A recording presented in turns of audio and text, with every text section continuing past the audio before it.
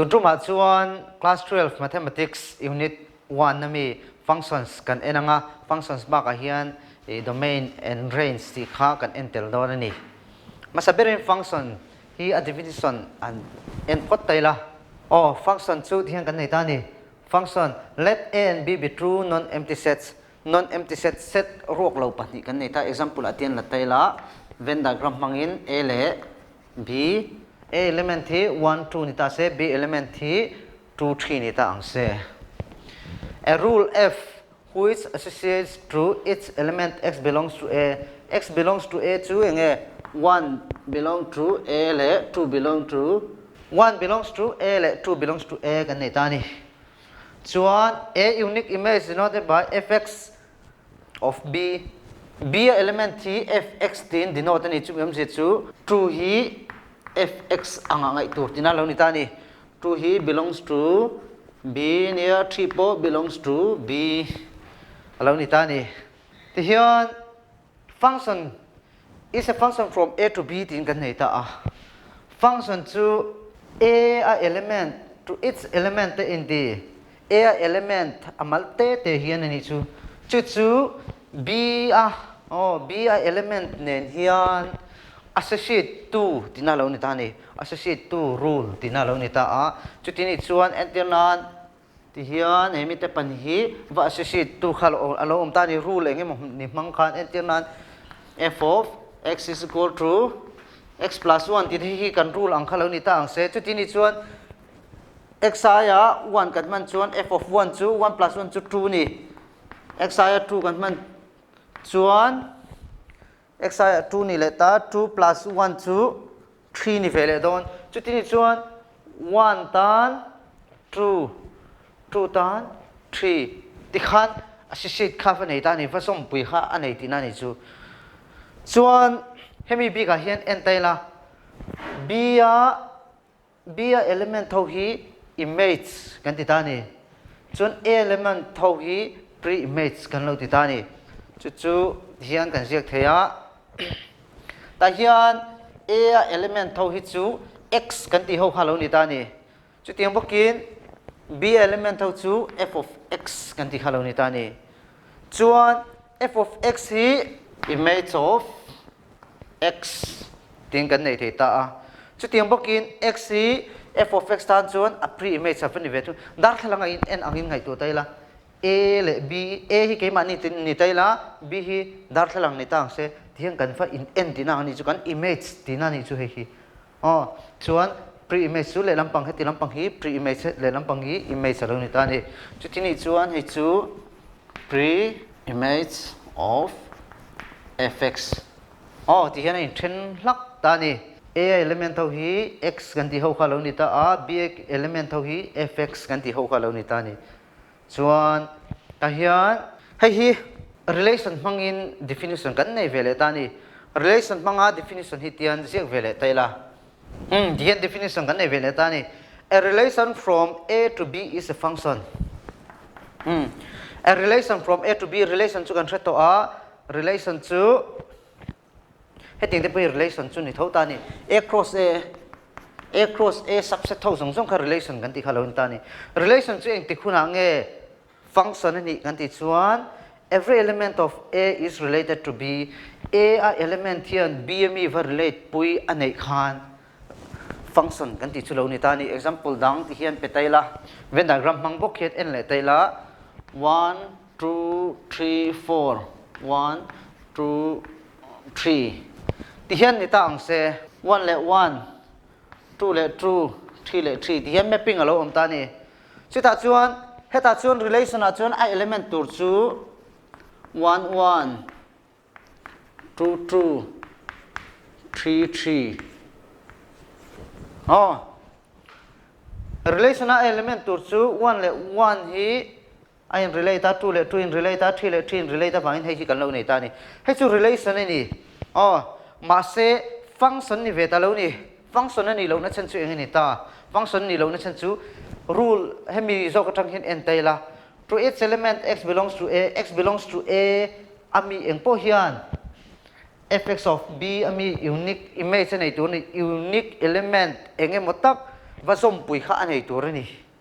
mase 4 hian vazom pui kha pakhat ma nei lo ta ni chuan chuan hei hian engma zom pui anei lo vangin hei hi function ani ve ta lo ni hemi rule kan en chuan a relation from a to b is a function if every element in a is related to b tinia every element in a kan en chuan 1 2 3 4 heng ho hian related to b ani vekem ti kan ena 4 hi b nen engma in relate pui nei lo ta ni chuan hei hi function ani ve thei ta lo tina lo ni ta ni ole tuna chuan example dang mangin mapping mangbok khan en le teila ta hian a le 1 tian lo kal ta ni chuan hei hi function niam kan di chuan hei chu function ani function ni na chan chu nge a element in a hi related to b b a element nen hian afa in relate zel hai a le b ta hi a element om zong zong an ni ta ni heng ho hian relate pui va nei vek ta ni ma se ti hian en ve le teila a b c 1 2 3 ti hian ni ta ang se hemi kan en chuan c hian 3 hi va relate ve to lo ta a ni lo pon 2 po relate chung lo engma hi c hian relate pui nei lo chuan hei hi function ani ta lo ni chuan Venn diagram hangbok hin adang en le teila a b c 1 2 3 hian en teila hei function niam kan ti le ta ni every element in a is related to b b a element nen hian a in relate them a hi 1 nen in relate b chu 2 nen c po 2 nen chuan a in relate fek ta ni hei po hi chu ti ni chuan function ani don tina lo ni ta ni ma se pakhat ni china definition na poimo em kha om ta ni chu ti hian kan en le chinang a b 1 2 3 tian lo ni ta ni ta hian a hian relate pui nei b a b pon relate pui nei chu mi om se chu a element reng hian relate pui nei vek ta ni chu ti ni chuan function ni ngal mai ngem function ni mai lo ta ni function ni mai lo na chan chu enge unique image anei tur ni china a rule kan soi kha unique image kan ti chuan image pakhat che nei tur ni ma se a hian image pakhat image pahnih a hian image pahnih b a avanei ta ni chuan hei hi function ani ta lo ni chuan hei hi function ni hei function ani boka function ni lo hi pahnih hi example a chen kan lo ni ta ni chuan example dang en le taila real life situation ang chi in example dang en le taila chung ko pahnih tianan family 1 le family 2 chung ko pahnih om tang se khami te tang khan nu hi pahnih om vele bok ta ang se chuan family 1 a hian hemi ina afa te chu afanu te hi gal 1 le gal 2 ni tang se m2 mother pahnih na zawkina chung ko pahnih na zawkina afanu hi g3 ni ve thung ta ang se chuan a a hian set of mothers ti taila nu te hi set angin kan la ta ni chu ti ni chuan a a chuan m1 le m2 kan nei chuan set 2 b a hian set of daughters ti ve le thungang afanu te hi chu g1 g2 le g3 kan ti ve le thung ta ni chu ti ni chuan relation kha ti hian en chinang f is a relation from a to b a relation from a to b and a function from a to b ani so mang chu relation ani thawa function hi ma se relation le function tuna hian ka sei pol do na wangin kan en dan po kan uluk do ni achan chu kan hriat pol palang ti hi hlawm em em ma chuan relation le function r is from a to b nen hian kan en polanga relation ani em function ni em ti hi kan en tur ber lo ni don ta ni chu ta chuan en tianan hemi a rule hril fia tu chu a le b hi ti hian nei taila a I chuan mother m1 m2 ani chuan a rule chu x is a mother of fx ang zo in ziak taila hetami hi x kan ti hani ta ni hetami hi f of x kan ti halo ni ta ni function chu x is a mother of fx kan ti halo ni ta ni chu ti ni chuan mother of ti hi adikem ti kan en ta ni ani chuan m1 chu mother of enge m1 chu mother of gal 1 and gal 2 ni m1 chu mother of gal 1 and gal 2 m1 chu mother of gal 1 m1 chu mother of gal 2 ni chuan m2 kan en vele m2 chu mother of enge gal 3 ni ve thung m2 chu mother of gal 3 chutini chuan f aya chuan f antila r ti phot zawkang relation ang zongin engle enge in relate m1 le g1 m1 le g2 m2 le g3 heng ho in relate alo om ta ni masemi bi kan en chuan m1 hian image pahnih avanei ta ni m1 in image pahnih avanei wangin hei chu function ni velo mase relation ni relation a chuan no image du zata nei thei image du le pangapon enga du le sompon enga kha chu difference engma kha siam lo ta ni hei hi kan nei theihna chu lo ni ta ni hei chu relation ni ya mase function ani velo ni chuan tunami veka hian hei hi thak thleng taila x is a mother of ti hei hi f from b to a angin n ve thung taila b to a b element ho chu gal so khani ta a element chu mother ho khalo ni ta ni hei hi x is a daughter of fx ti taila ani chuan kan Venn diagram kan mapping a po hi adang don tina lo ni ta ni kan mapping a po hi lo dang don ta a b to a angin rong kal to don ta ni ta chuan b ami ho chu gal 1 gal 2 gal 3 a mi chu mother 1 le mother 2 lo ni ta ni chuan hei hi x kan ti ho khani ta ni x belongs to b angin hei chu anung zok ami hi image ho hi fx image ho hi fx cell ni ta ni ma se nei tu hi a zok lo ta ni achan chu b to a ti ni wangin ni don ta ni chutini chuan x is a daughter of fx x is a daughter of fx ti kan nei chuan gal 1 is a daughter of en zok nge m1 mother 1 zok hi lo ni ta ni chuti boking gal 2 po hi gal 2 chu daughter of mother 1 gal 2 po hi ti hian kan nei ta ni ma se gal 3 apathung na hi anu chu m2 hi ni ve thung ti hian kan nei ta ni hemi kan en chuan gal 1 le gal 2 le gal 3 hian image an nei veka chuan gal 1 hian image hi pahni nei lo pakhat che nei m1 che image nei gal 2 pon image hi pakhat che nei bo gal 3 pon image hi pakhat che nei bo chuan hei hi function alo ni ta ni relation ang zong is potang g1 m1 hei hi relation chu lo ni ta ni relation ania relation ani pialama function po alo ni tel ta ni is a mother of kan ti khan function ni lawa is a daughter of kan ti che chuan function alo ni ta ti na ni chu kha real life bi ka ta na kan example ni ta se function b ka example dang pele taile example dang han ti la b hi 1 to 4 lo ni ta se function f2 from a to b ti lo ni ta ni hemi b kan en chuan function chu ni nge ya image pakhat theu nei boka chuan relation ama relation kan nei angkhan relation a chuan enge domain kan ti thing kha ama mi ho hi domain chu ni ta ni relation re a chuan ti hian je photang domain chu 1 2 3 lo ni ta ni function a po kha thau kha domain tu so lo ni ta ni domain hi all some the ang bera kan nei dan tu chuan domain chu set of all input heti lampang hi input tani a chuak tu lampang hi output kan ti lo ni ta ni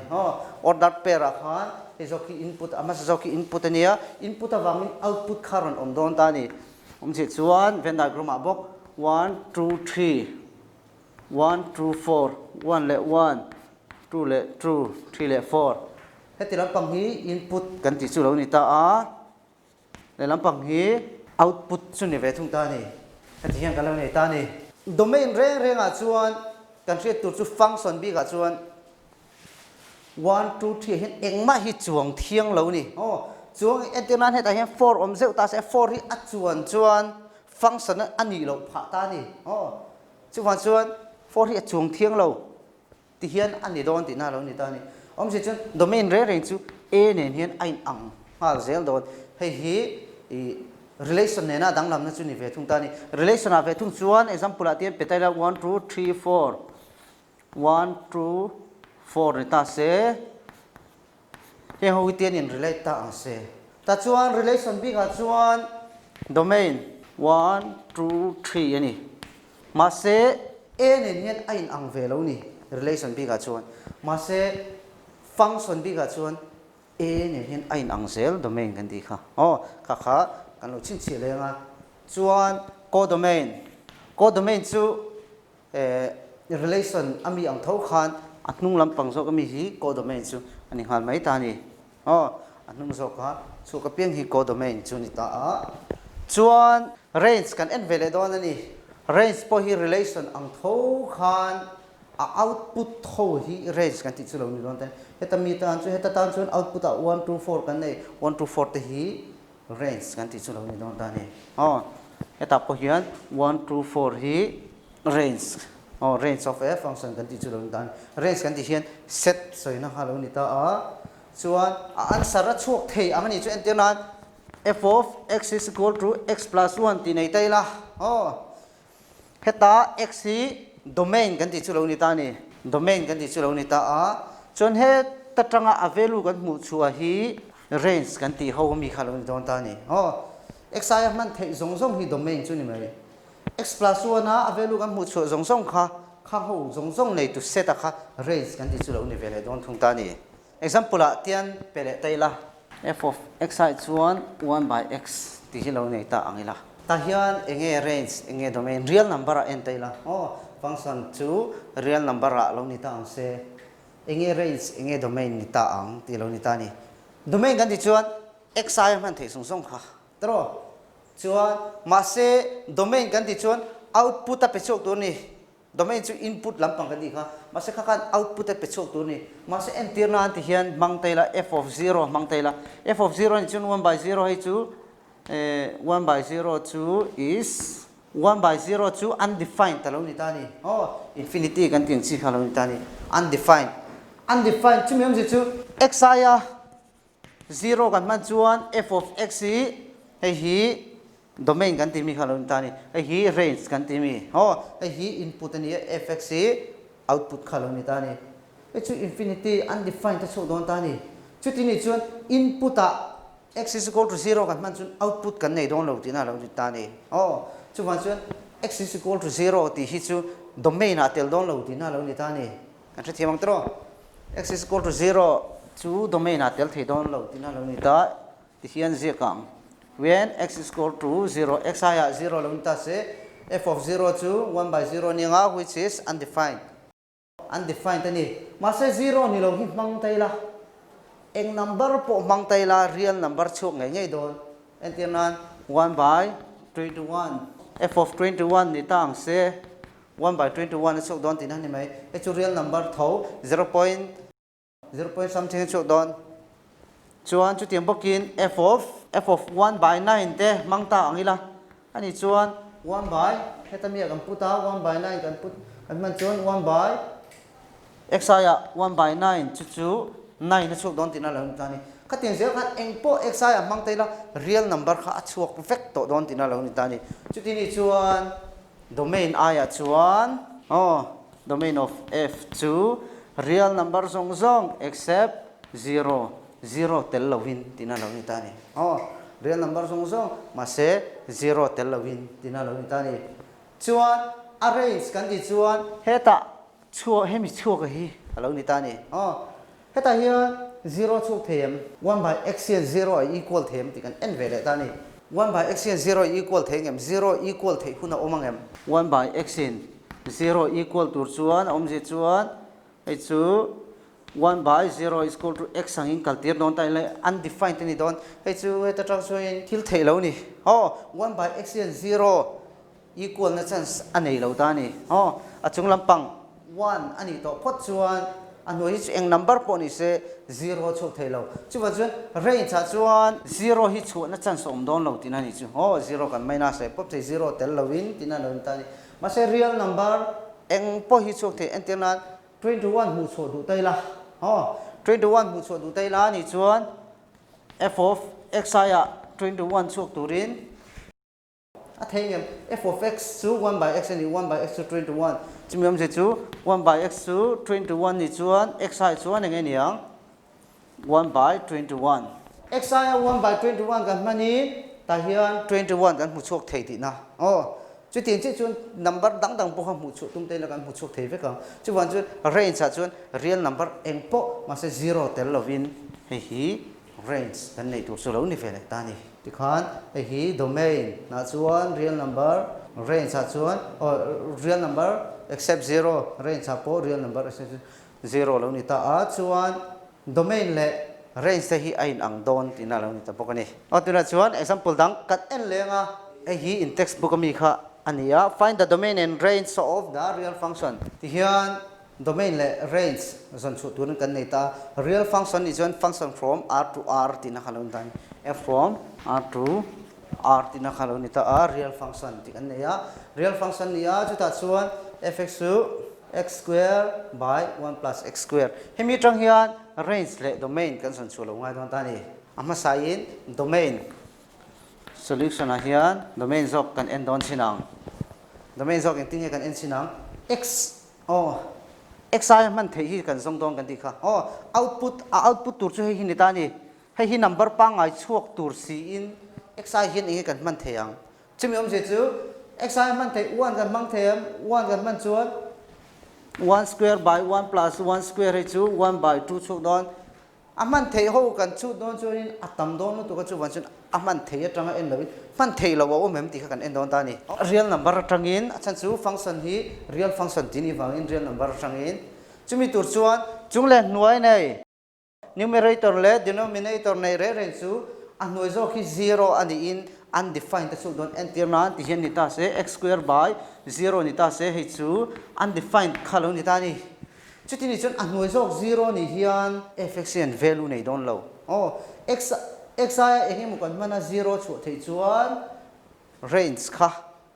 undefined ta ni dona chuti ni chon range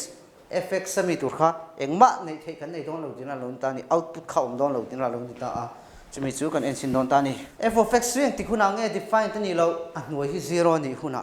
chuti ni chuan 1 plus x square hi 0 ni in chu x square is equal to minus 1 x square til re a square minus 1 ni tur chuan enge x is equal to plus or minus root over minus 1 mase root chunga negative form hi chu plus or minus hi chun engma dang lamna siam chung lawa root chunga minus hi root chunga minus a re chuan real number ni to lo imaginary number class 11 zirlai ya pokan nei to kha chuti ni chuan xi ya root chunga minus ma chu don chumi om se chu 1 plus x square chuak thei tur hi real number engma om lo ani chuan a hnuai hi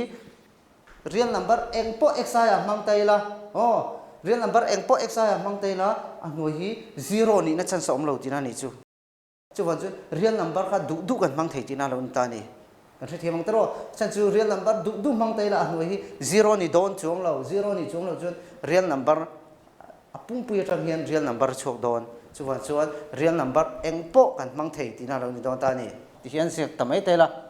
domain a ya chuan domain of f a chuan hi imaginary ni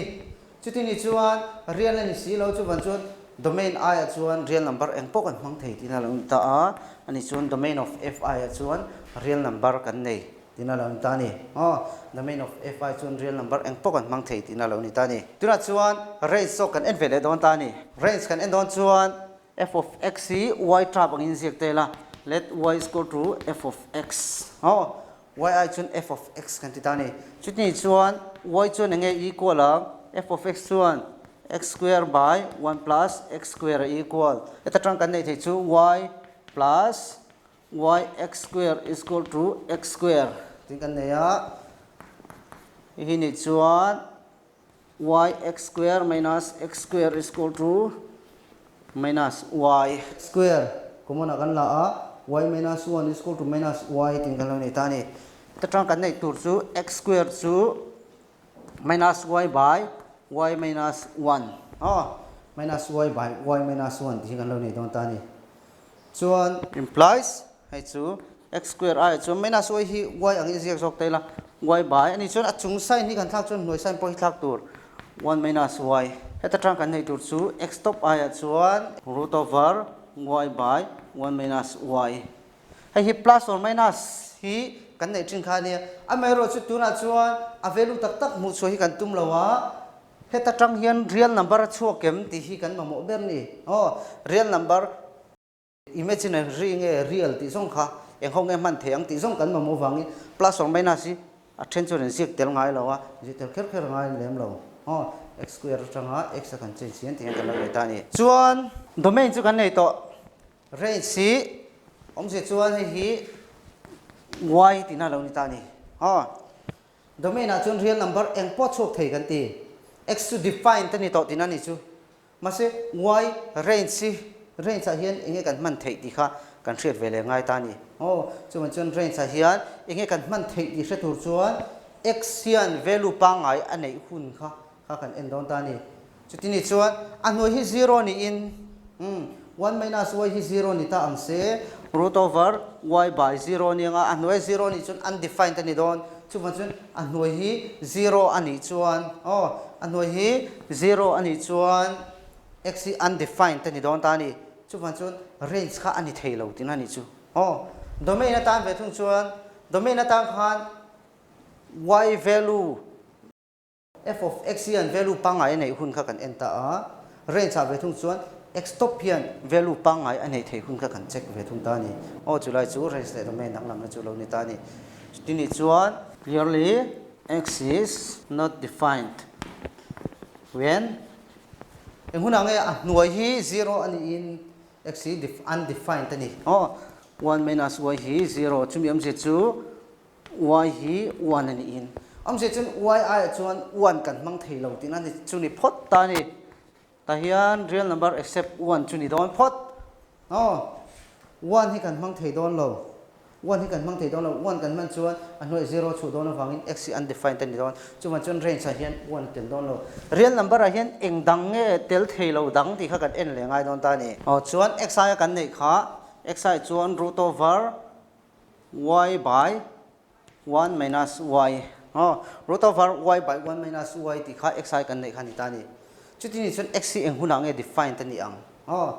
chuti ni chuan root chu mi hi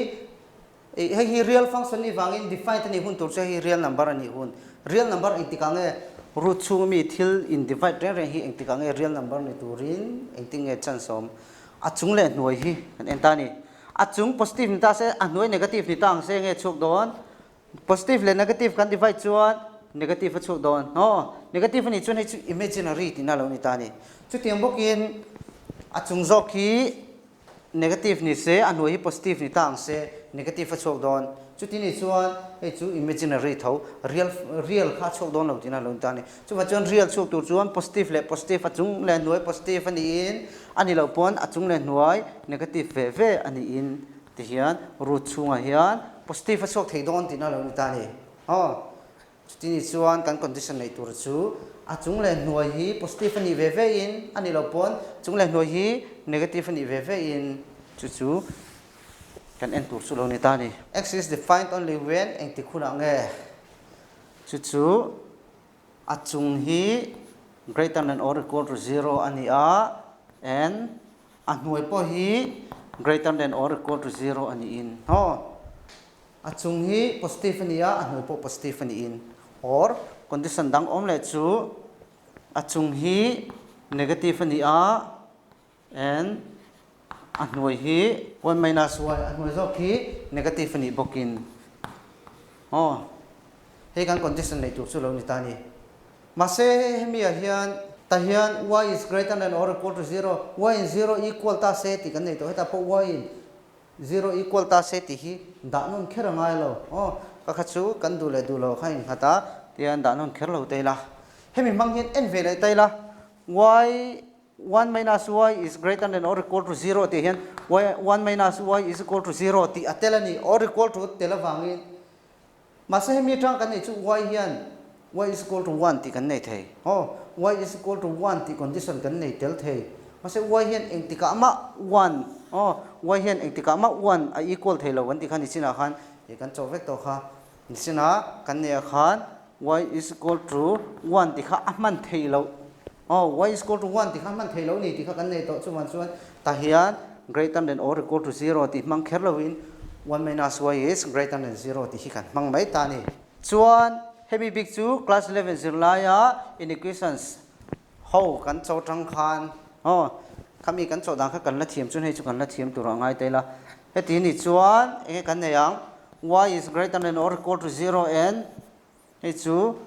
1 is greater than y or y is less than 0 and 1 is less than or equal to y. Dudu sok le lama lak phengot lo tu negative sok kha. Negative sok. Y sok khi kan la phei ti khan. Heta po negative sok kan la phei tani. Chuan hemi bi khi kan en tani. Y chu 0i na lian. Y chu 1i na te. 0i lian 1i te. Number line mangin ti hian pe tai la. Y chu hei hi 0 ni ta se. Hei minus 1 hei hi 1 ni ta se. Hemi bi ka tan chuan 0i lian 0 equal emo 0i lian chu ti song hina kal don ti na. Hei chu y hi 1i na te ni 1i te chu ti song hian arong kal ve le don ta ni. N na ni vangin thil common soina ani chuan common a omem helai chu hi common don ti na lo ni ta ni. Hemi bi ka hi en tai la 0 is less than or equal to y is less than 1 tin kan nei. Or hei so ki n ve le tai la hemi a zo ve thung chuan nge ni y hi less than 0 tro y hi less than 0 ni chuan 0i te y hi greater than or equal to 1i lian thil common engma omlo n kan ti chuan common soina ni ta ni thil common engma omlo chu ba number kan chu tin 0i te box si 1i lian box si chu number ong ngai lo chu ba chuan hemi bi khi chu kan zela na ngai lo hei zong hi kan nei tu lo ni ta ni chu ti ni chuan hemi bi ka chuan enge common a common chin chu 0 le 1 in kar hi lo ni ta ni heta thang kan nei thei chu y belongs to close interval 0 tel chi ti na 1 tel lo vangin open interval ti hian ani lo pon kan si thei dan dang chu 0,1 ti hian open interval kha hei hi mo du sok hi kan mang thei ta ni chu ti ni chuan range ya kan man thei chu real number zong kan mang thei lo real number a 1 kan mang thei lo chumi ba ka man thei chin kan nei chu 0 le 1 in kar chi hi kan mang thei ta ni ti chuan therefore range of f chu 0,1 hi lo ni ta ni ani lo pon ti po hi kan sik thei element y belongs to real number such that y belongs to real number such that y chu eng le eng kar ang e om y chu 0 le 1 range so chu y ho kha lo ni ta ni y chu 0 le 1 in kar om ho kha lo ni ta ni hei hi range kan nei chu lo ta ni domain kan nei a chu tiang bokin range si heting hian kan nei hi don tin lo ni ta ni khati zong kha function sa domain and range of function atana kan sir thei chu ni se clear to 10 in log pui ngai ka me se